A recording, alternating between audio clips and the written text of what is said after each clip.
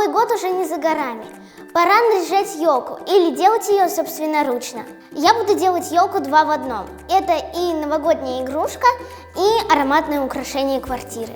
Для этого нам понадобится вот такой шаблон елки из картона, клей, кисточки, кофе и вот такие прикольные штучки-дрючки.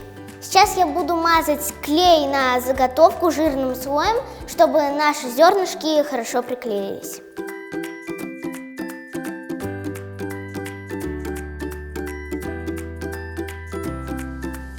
Как вы понимаете, приклеивание зерен – это достаточно кропотливая работа, но оно того стоит.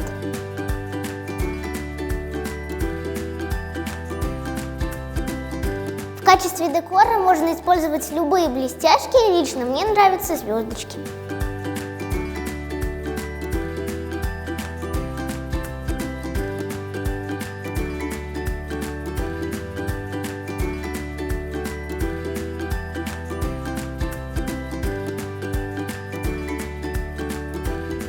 Аромат от такой елочки будет по всему дому.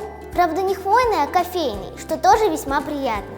София Багаудинова, Ильнар Бигбов, специально для Горы новостей.